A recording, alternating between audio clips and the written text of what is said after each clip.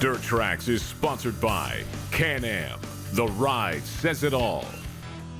Polaris, the world leader in off-road innovation. And by Yamaha. Conquer Outdoors. Yamaha's YXZ is the world's first pure sport side-by-side with a fully manual transmission. But you already knew that. You probably also already know that we think in its element, it's a blast to drive. And if you knew that, you'd also know we're not crazy about it for average trail riding. No, the vehicle is anything but average, but the YXZ really is a bit of a one-trick pony in terms of where you'd want to drive it.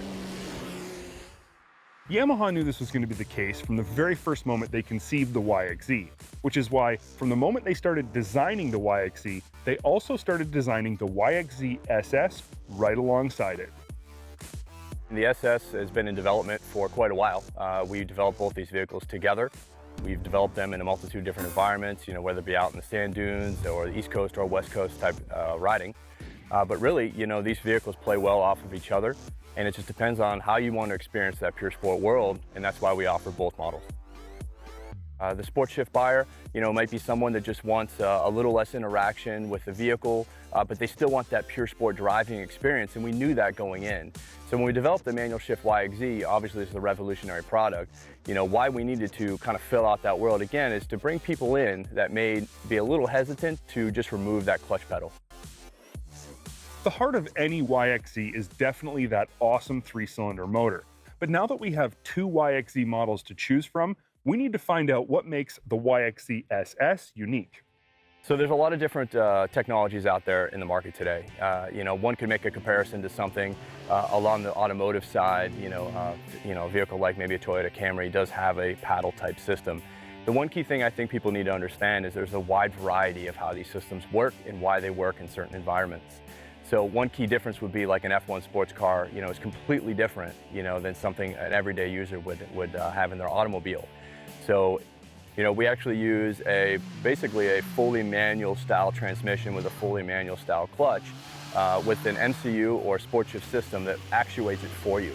So it really gives you a pure sport driving experience. What we mean is keeps that direct connection feeling.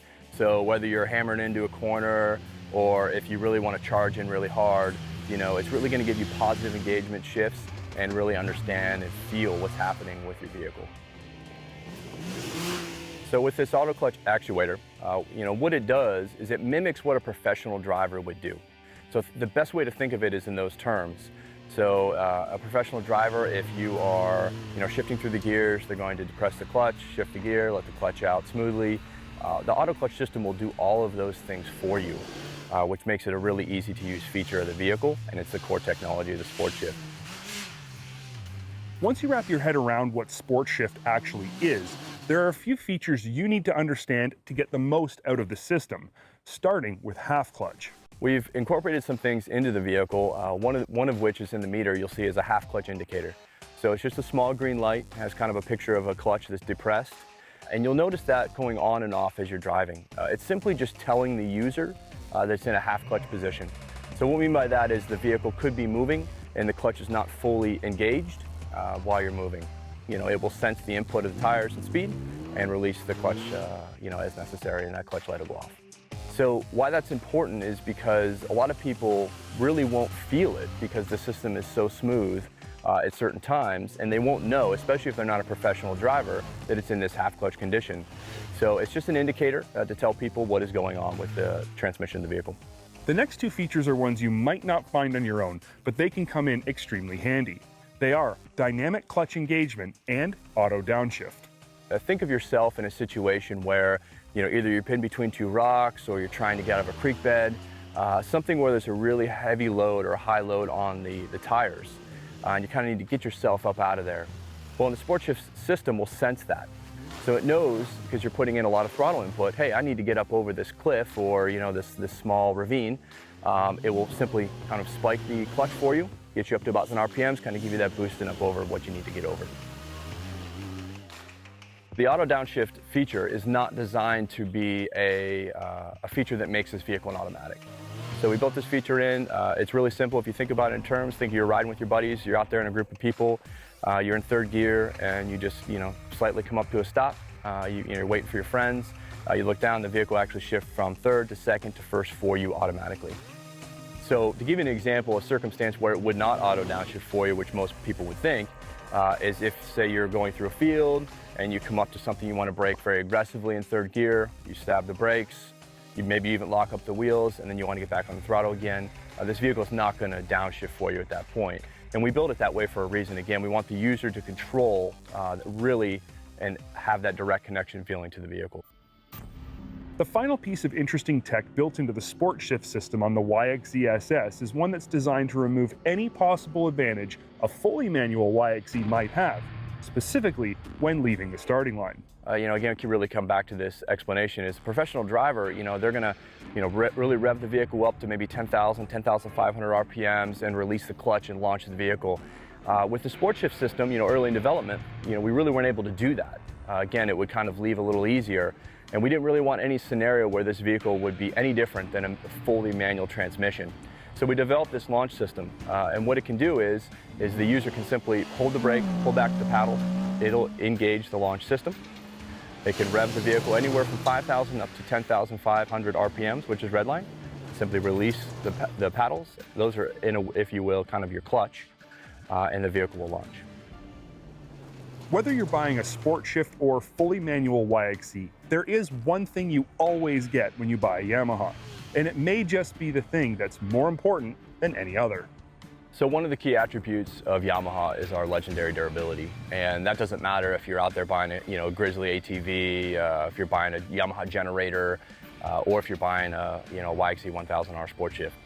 All these vehicles go through our rigorous testing and design, and I'm sure it's well known in the market today. We know that. It's one of the key reasons why people buy a Yamaha product, and the sport shift is not changing any of that.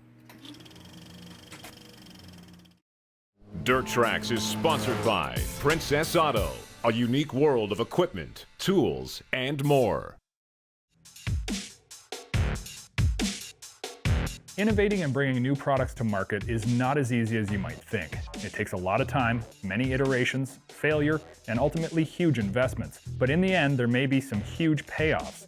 And while many products will not make it to market, the spin-offs from these test products may be seen throughout an entire product lineup. And a company who's at the forefront of interesting innovation is Polaris. One of the big differentiating factors between Polaris and the rest of the side-by-side and ATV industry is their huge defense division. Polaris Defense has brought much new technology to market, and because of the massive investment from governments around the world into new products, the spin-off are seen in Polaris products line.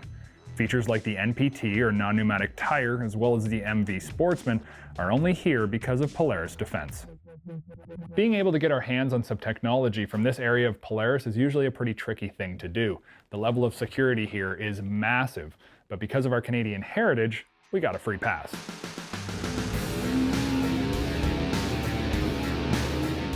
Polaris, in conjunction with the Canadian military, have been working on an amphibious vehicle called the Rampage for the past few years.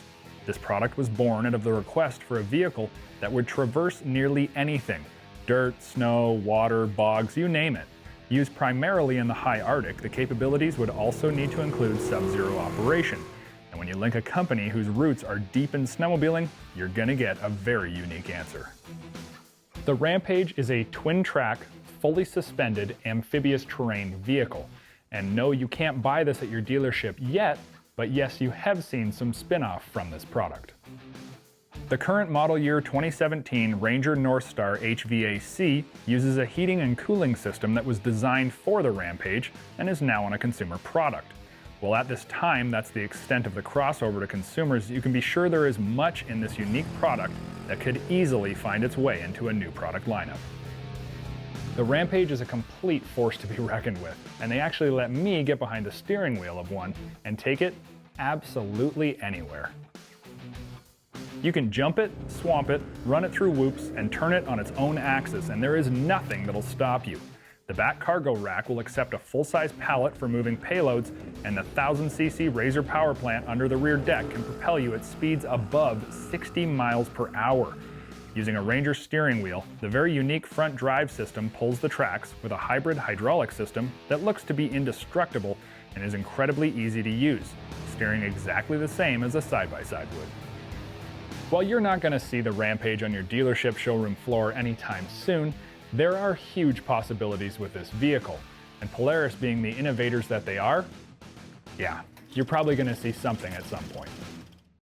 Dirt Trax is brought to you by MBRP Performance Exhaust. Lightweight performance. Hey there, I'm just getting ready to put a winch on this RZR 1000S.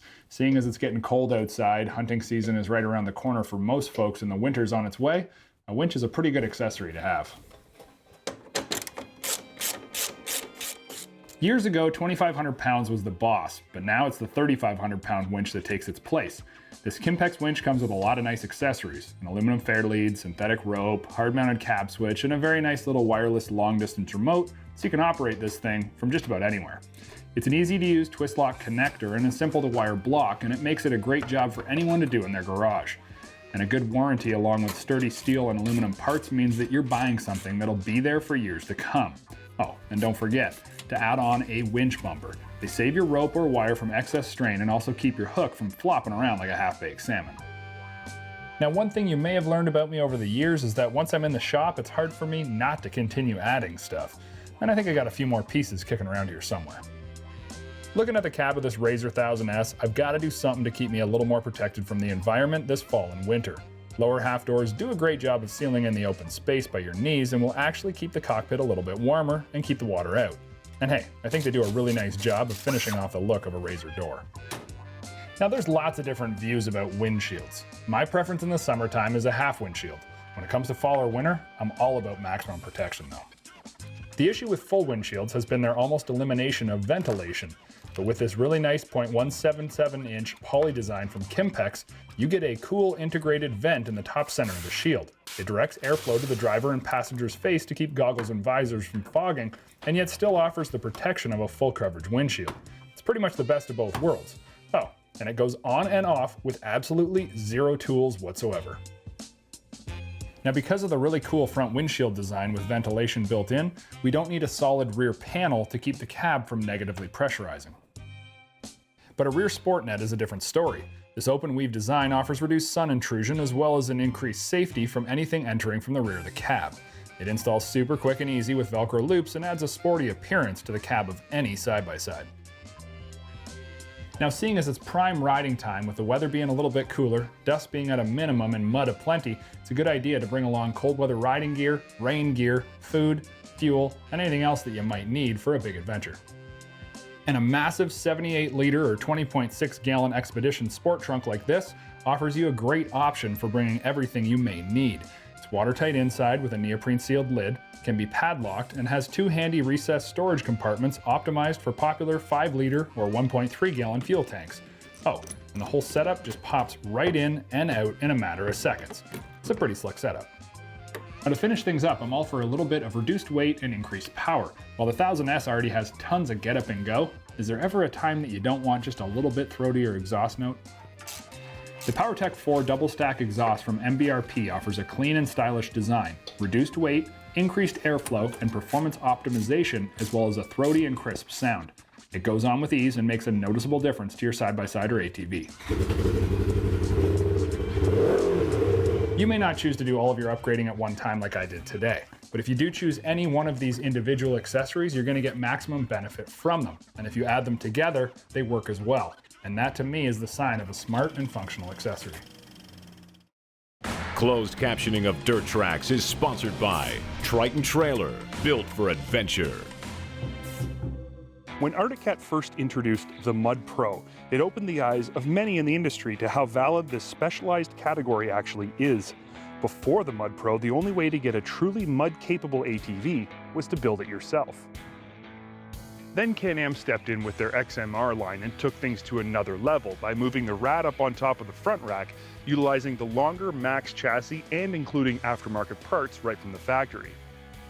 But leave it to Polaris to show the world what it really means to offer a factory-built, competition-ready mud bike. They've gone so far as to partner with the industry's #1 supplier of mud-related upgrades and accessories, the place you'd go if you wanted to build the best mud-capable bike possible, Highlifter. What does partner mean? Simply put, it means Highlifter is supplying Polaris with a long list of upgrade parts to be installed on the Sportsman 1000 right at the factory.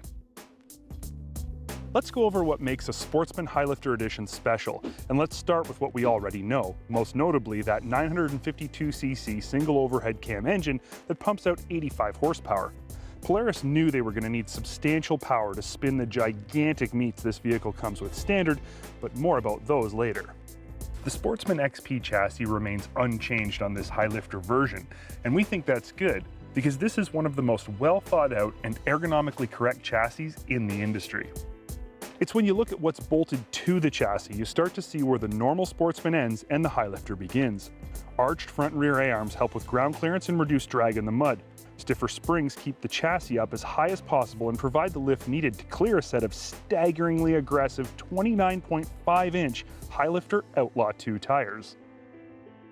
A front rack-mounted rad with dual inverted fans and a quick-release cover help keep things from overheating, and it also hides the snorkels for both the engine intake and the clutch intake and exhaust.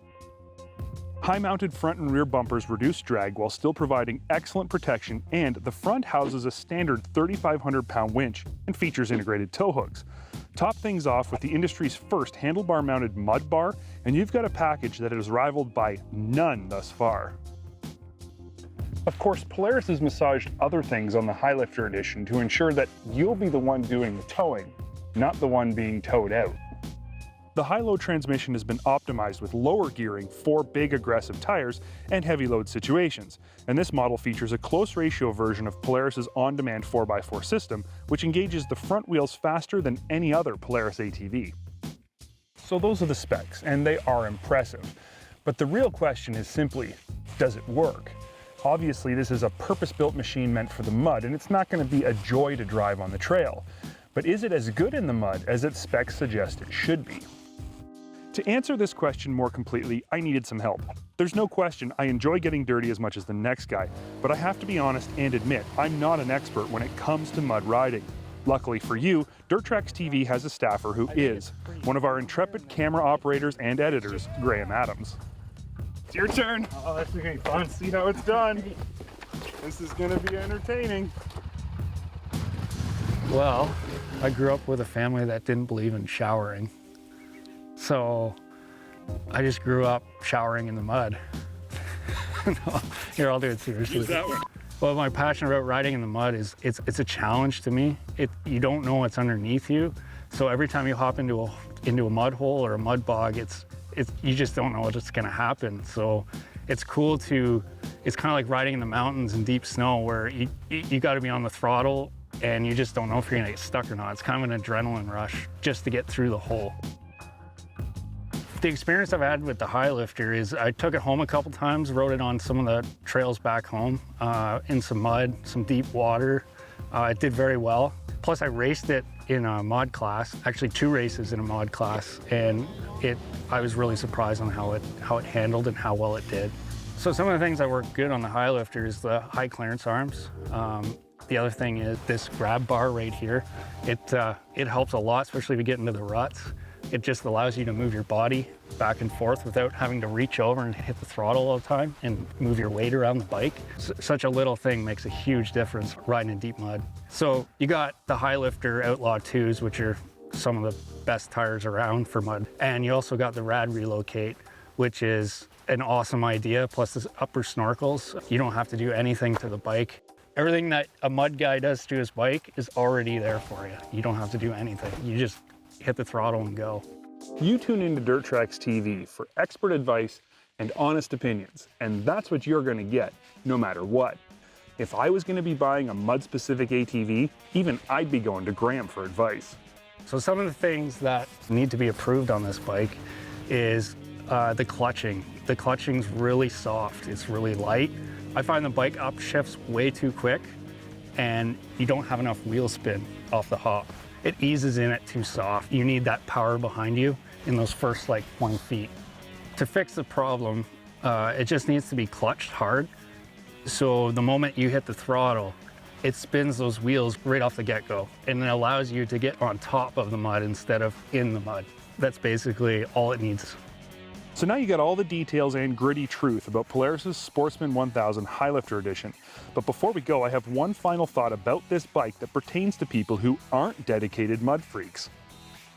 If you're the kind of person who wants all the cool toys and accessories that come standard on the Highlifter Sportsman, but you don't intend to spend all your time in the mud, we still think this is a good ATV choice for you. It only costs $2,000 more at retail than the regular Sportsman XP 1000, yet includes all the features we've talked about, and they're all things you were probably going to add anyway. Instead of upgrading a regular XP 1000, we think it's more economical to buy the Highlifter and get a less aggressive set of tires and some softer springs.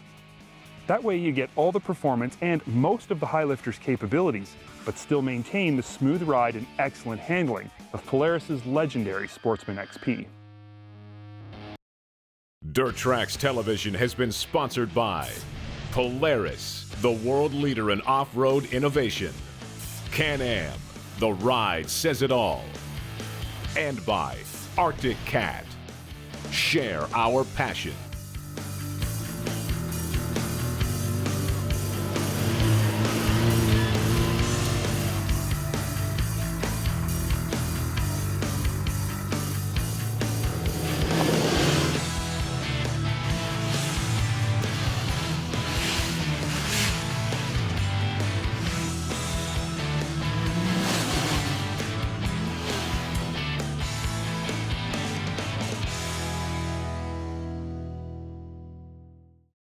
If you've enjoyed this video, please subscribe to Dirt Trax TV's YouTube channel so you never miss another update.